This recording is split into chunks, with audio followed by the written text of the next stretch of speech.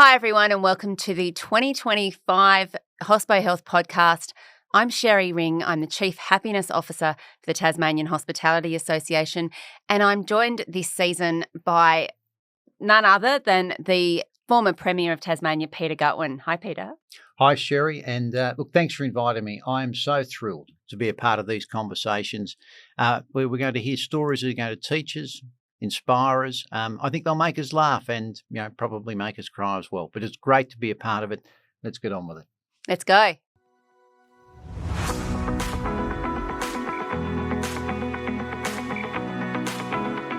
Research shows that 80% of elite athletes attribute their success to resilience and mental strength.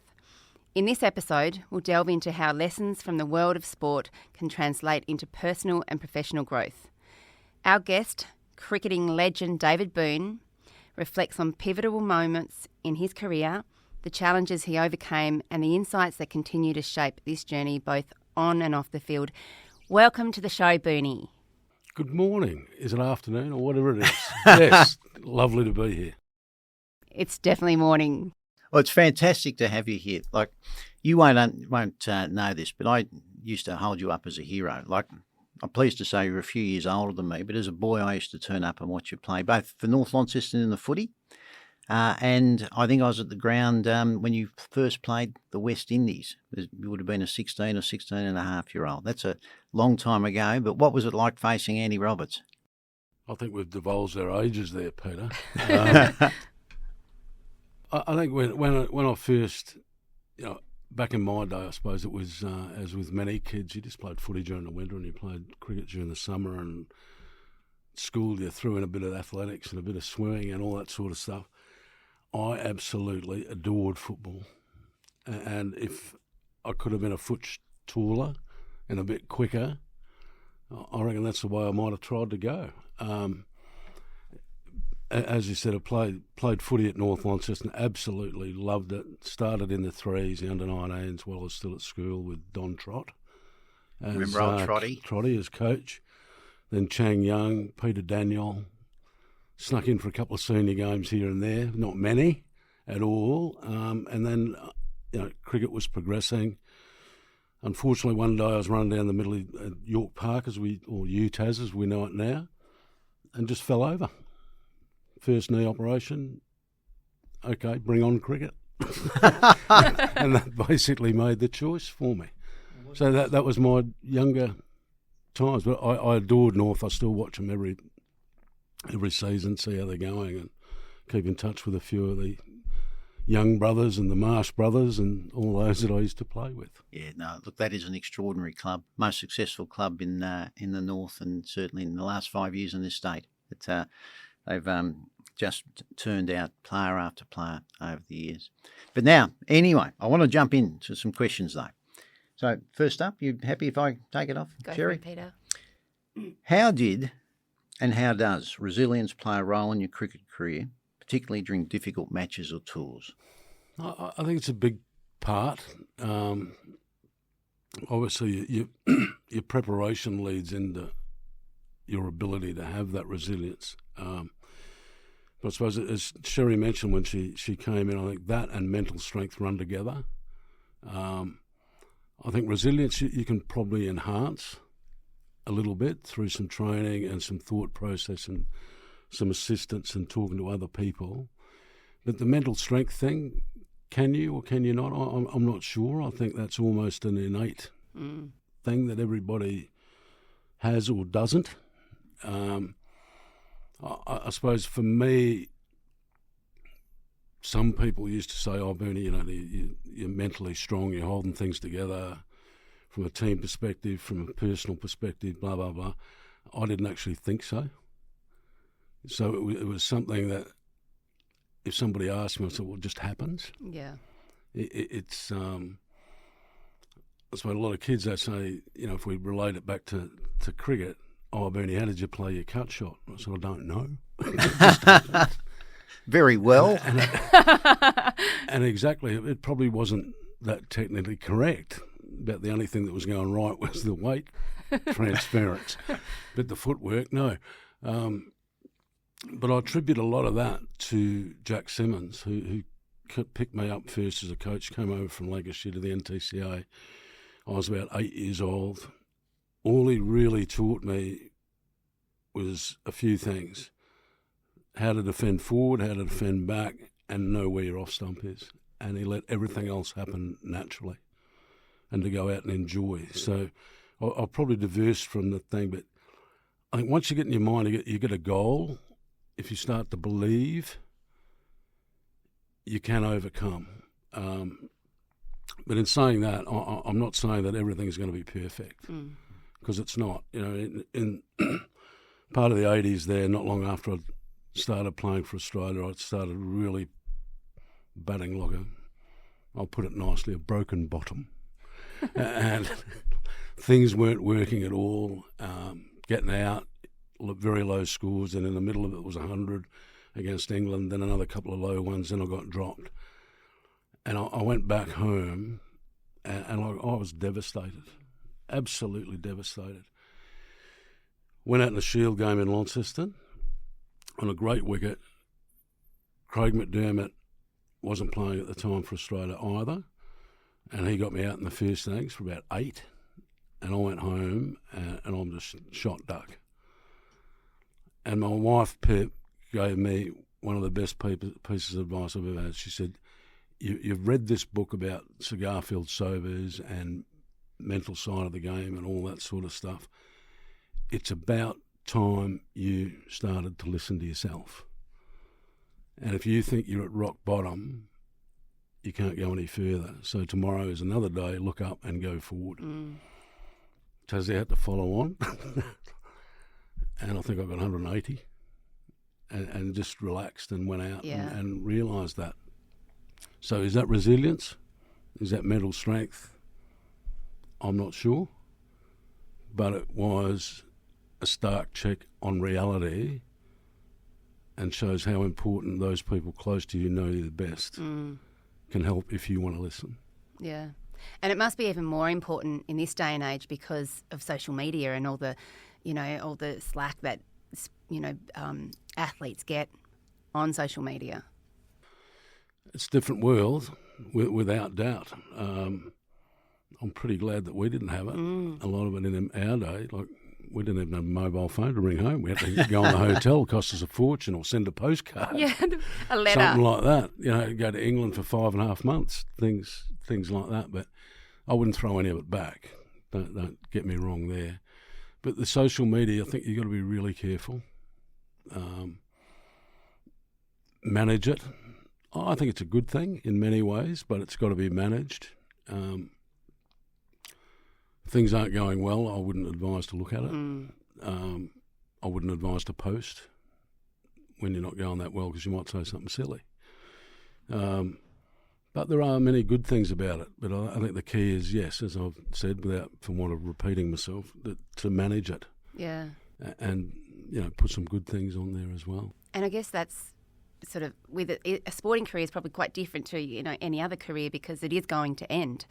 That, there is an end point, and I guess building resilience towards that as well. I can remember having conversations with you back when we were training in the gym and you were talking about the Tassie cricketers and how important it was, to get them skilled and having those kind of fallback positions for when they do finish their career in cricket. Yeah, when I was a general manager of cricket there, it was a really big part of my psyche with them and I suppose in a way a leadership from an administrative point of view. I was a big believer in having something else to occupy yourself with, whether that be recreational or educational or whatever, but especially with the education. Guys that finish school, they become professional cricketers, they go, don't have a great season, look like their contract might not be renewed. So we had a very strong relationship with the University of Tasmania at cricket, so you'd organise with them that they could go and do something they were interested in. If they wanted to pop off to England, they'd organise so they could continue in England while they were playing over there. And then they'd get a contract and wouldn't do it. Yeah, and it used to really frustrate me because the time is going to come. Yeah. And I suppose a great lesson I learnt and why I believe so much in that, I was useless at school. I wouldn't say I was useless, but I wasn't interested. more interested in the sport. But when I worked for the Launceston Bank for Savings, I had a general manager called Mark Atherton, and I was going to duck off to South Australia at one stage in about 81, 2. And he said, look, I will back you if you want to go and so on. But he said, all I'll advise you is, whatever your decision is, never say what if, just make it work. It's good advice. And I've never forgotten that. And in the end, I stayed in Tasmania. It didn't quite work out. This little conservative boy didn't like a couple of the rules and regulations. So I stayed at home, and we started playing Shield cricket the next year. So it was all 10 games, so it was all good. But I've never forgotten that initial piece of advice. And I think that's almost my mantra, of just make a decision and make it work. It's amazing how those little things can make such a big difference in your life. Booney, can you share a defining moment in your career that shaped who you are today? Difficult. I think it's just over the years you gather and you learn. I never really, when I was playing, I didn't really know what I wanted to do. Another thing that Mark Atherton got me to do, he said, right, do you want a job in marketing? It's getting more and more difficult. And I thought, oh, this is good. Golf, lunch, all this stuff. And he said, right, I've got a mate of mine. You go and, he's agreed for you to do it by correspondence. Go and get yourself a marketing degree, you got a job. So there was another defining moment to actually education post-school. Came to Hobart doing that. Wasn't that a hell of a move? Peter, you'd understand that, moving from Launceston to Hobart. It was a bit difficult back then. But then I did a business degree down here, started working for Cricket Tasmania, courtesy of Dennis Rogers, who we all know, who would be my mentor as far as administration is concerned. So all these are defining moments. But and I think one that helped me along the way, backtracking a bit, was Mum. Where when I was at Durham, I got the boys to do this, and she used to tell me, like, learn something every day, enjoy it. Anybody who tries doesn't fail because you've given it a go, but at the end of the day, go in there, look at yourself in the mirror for 5 minutes. 5 seconds, should I say? 5 minutes too long. Looking at this ugly dial. But and just say, did I give it my best today, no matter what happened? The boys at Durham thought I was mad doing that. But then Paul Collingwood rang me when he became England captain and said, I think I know what you're talking about now. That was about 5 years later. But I can never forget Mum saying that. Great advice. I can hear her telling me to enjoy it, and it's not a task. So that was something that sat there. Another defining moment, I think, was Peter, we spoke about it earlier, about when I first played for Tasmania, Jack Simmons, our coach at the NTCA. I played against the West Indies at about 16.5 in a tour game. And a defining moment about listening to somebody to learn was he said, I played a lot against Andy Roberts in England. He's got 2 bouncers, 1 cross seam, that'll come off a bit slower, and the next one is up seam. So first one, I hook, young bloke, and I thought, gee, he's not as quick as he looks on telly. This is all right. Next one I got to about halfway and hit me right in the chest. But what a lesson about watching, learning, taking advice, and doing. I suppose as well, in that, you walk down the street, you're lucky enough that people probably know you. Not that I'm that comfortable with that, but it's a reality. Mum said, never say no to anybody. Always listen to everyone and then walk away. Joe Bloggs in the street that you don't even know might have some advice that actually might help you.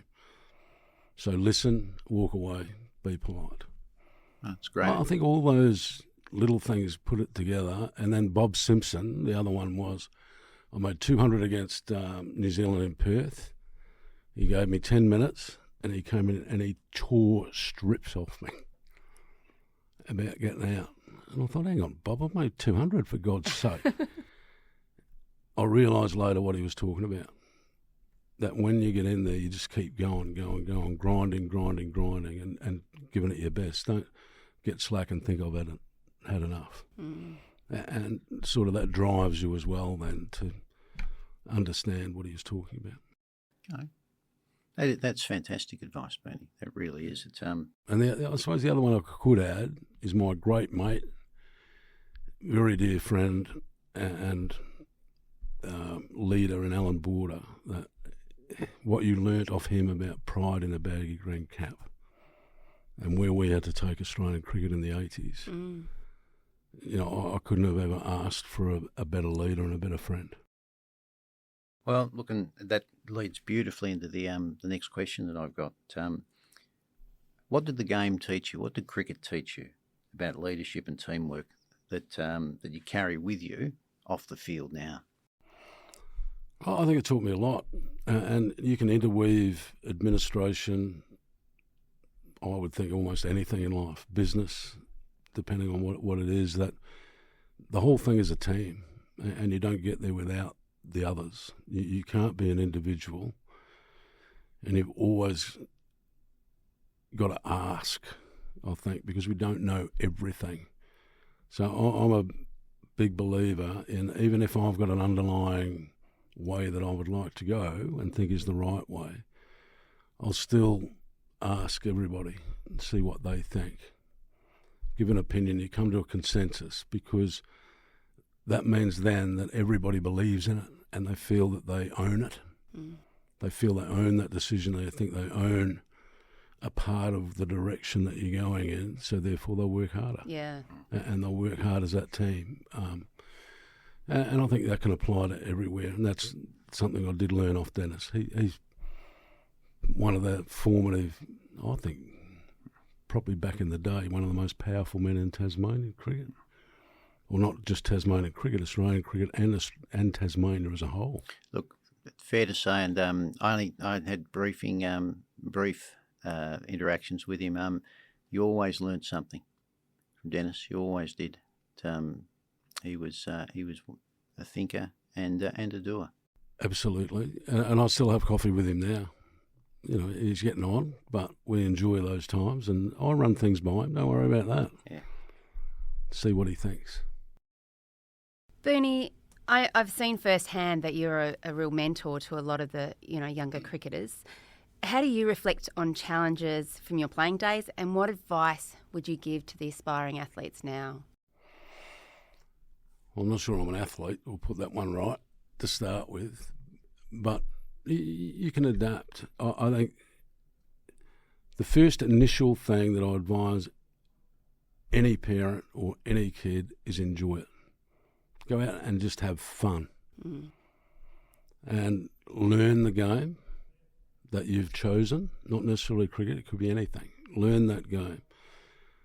Advise the parent not to force the issue and just let it roll. And then there will come a time where the child will make a decision of where they've got to go. I was lucky I didn't have to make that decision until I was about 18 or 19. But now it's probably a little bit younger than that.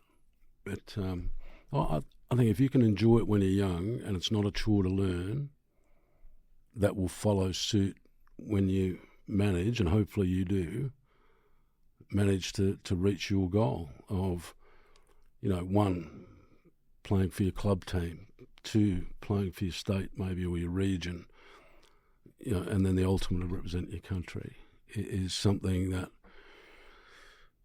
I don't think I ever really aspired to. I've got to be truthful. I can't remember a defining time where I said, I'm going to play for Australia. No, it didn't happen. I didn't think that. But when it did, wow. It hits home, and then you think, hang on, this is a reality. Yeah. Must have been We've got to amazing. put everything together, and off you go. Well, having been one of your younger members of the cheer squad, like we always knew you were going to get there and do us proud. I hope you weren't mowing the lawns. That was a favourite one, wasn't it? But we were mowing the lawns, and then you got out, so we... Now, how's your perspective on success and failure evolved since retiring? Well, I'll repeat, anybody who tries doesn't fail. If you don't give it a shot, that's failure in my thought process. So what is success? Success could be anything. Within you might know, hang on, I've succeeded here, but it didn't quite get to where I wanted it to. But no, we've given it a good shot, and I think it was succeeded. You've enjoyed your time.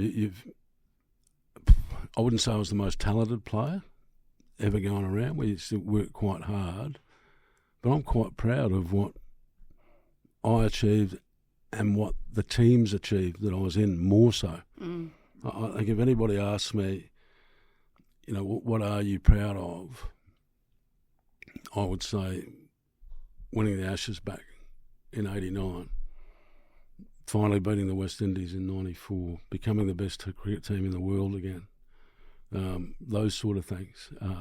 Winning the World Cup in '87 as the start of all that. They're the ones that I really remember. All those team aspects. And it creates a friendship that is greater than anything tangible that you can earn out of the game. And we're blokes, aren't we? We don't. Well, I'm not. But we are. Yeah. But Sherri would think about this. We don't, blokes, where we don't contact each other regularly. We don't do this. And then cricket, my chosen sport, unfortunately, very, very sadly, we've lost a few guys over the last few years. But what that's done is woken us up.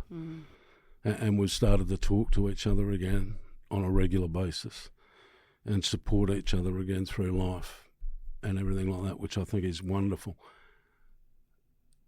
Out of bad, that's success. Yeah. As well. There's something there that's just triggered everything to come back, and you realise how lucky you were to be a part of that in the past. I love that answer. All right, Boonie, we've got a quick fire 5, which is just 5 quick questions with 5 quick answers. Number 1, what's the best piece of advice you've ever received, and how's it shaped your journey? Never say what if. Mark Atherton. Love it. What's a misconception about you that you wish people understood? You might have to speak to my wife about that. or my children. Misconception. I was an athlete. If you could go back in time, what's one piece of advice you'd give to your younger self? Don't take yourself too seriously. I think here, this is not a quick answer, but again, I attribute this to my wife. You're very good at looking after other people. You've got to learn to look after yourself. How do you hope to be remembered, both personally and professionally? Just as a good bloke, knock around fella, gave it a shot. Did pretty enjoyed well. It. I can say job done there, Booney. Hopefully in administration, leave a legacy. Love it. And lastly, what's a book, film or experience that profoundly influenced your outlook on life or work? I think a movie that not many people probably remember called Uncommon Valour, about Vietnam, about a group of soldiers going back to try and find a POW years after the war. Gene Hackman. Have to look that one up. Have you seen that one, Pete? Look, I think I have. When you mentioned Gene Hackman, but without that hook, I wouldn't even be close. Well, Booney, can I just say you might not see yourself as an athlete, but you are definitely a legend, and we are so thankful to have you today. Thanks so much. It's been a pleasure. Thank you for having us.